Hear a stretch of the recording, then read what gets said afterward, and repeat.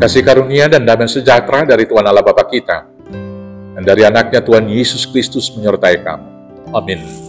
Selamat pagi saudaraku, selamat berakhir pekan.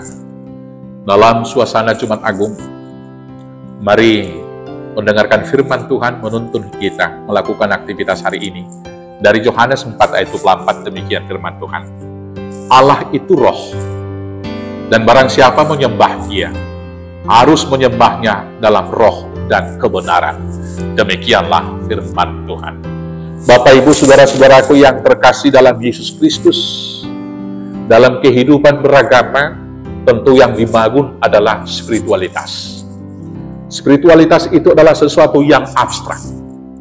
Tentu spiritualitas itu harus lahir dari jiwa suke, dari hati kardia. Maka dari hati yang bersih itu mengalirlah air kehidupan yang menginspirasi pikiran kita berpikir positif, yang menginspirasi hati, menginspirasi pikiran kita berkata-kata yang positif, yang menginspirasi kita untuk berkata-kata memberkati, dan kemudian yang menguatkan kita mengakui bahwa ada kekuatan yang supranatural di luar kekuatan diri kita yang natural. Bapak, Ibu, saudaraku yang terkasih, bagaimana dengan praktek hidup beragama kita? Ada sebagian orang dalam praktek hidup beragamanya hanya memenuhi tuntutan hukum-hukum formal dalam agamanya, melakukan syariat-syariatnya, aturan-aturan formal, yaitu melakukan ibadah, melakukan perayaan-perayaan, memberikan persembahan korban-korban bakaran dan lain sebagainya, sehingga lebih banyak dilakukan dengan logika dan hal pengertian yang dapat dijelaskan dan diterangkan. Hal itu sampai di sana boleh-boleh saja, tapi kalau bukan dengan hati, maka substansinya tidak akan kelihatan, dan itu tidak akan mengubah kehidupan itu sendiri. Dan selanjutnya, saudara-saudaraku yang terkasih dalam Yesus Kristus, ada orang ikut dan hidup beragama hanya untuk mencari karena rasa ingin tahu, memenuhi pertanyaan-pertanyaan logikanya, kognisinya. Dia mencari rahasia itu terus-menerus, tapi yakinlah sampai akhir zaman tiba, Bapak, Ibu, Saudara tidak dapat memahami Tuhan itu kalau dengan logika. Karena memahami Tuhan dengan logika sama dengan memasukkan air samudera ke dalam satu gelas yang kecil. Bukan air samudera yang tertampung, tetapi gelasnya yang hilang ditelan oleh samudera itu. Maka karena itulah Tuhan Yesus mengatakan di dalam perikop bacaan kita atau firman hari ini, Allah itu roh, dan barang siapa menyembah Dia harus menyembahnya dalam roh dan kebenaran. Kita harus menerima Tuhan itu dengan hati kita, yang berarti dengan iman. Dan iman itu sendiri dikatakan di dalam Ibrani 11 ayat 1. Iman adalah dasar dari segala sesuatu yang kita harapkan dan bukti dari segala sesuatu yang tidak kita lihat. Tidak logika, tapi dapat kita rasakan.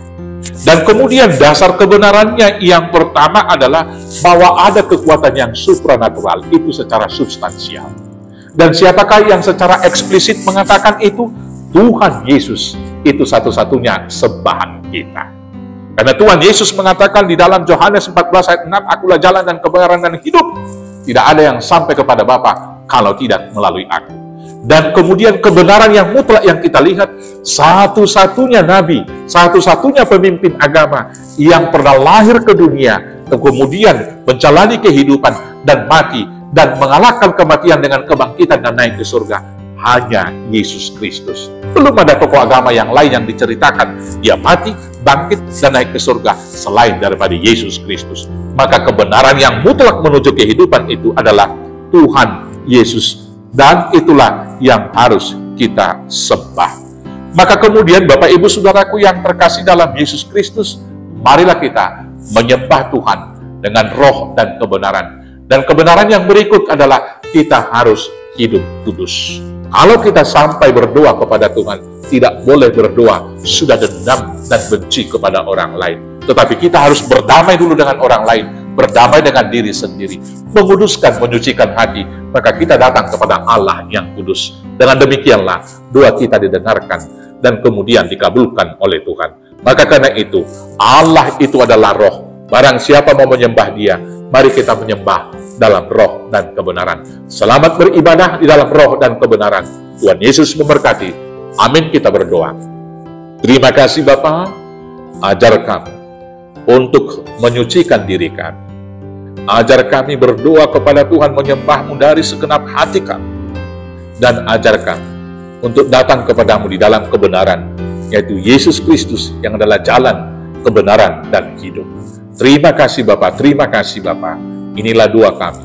Kiranya Tuhan kabulkan di dalam nama Yesus Kristus Tuhan Juru Selamat kami yang hidup. Amin. Selamat berakhir pekan. Tuhan Yesus memberkati. Horas, horas, horas.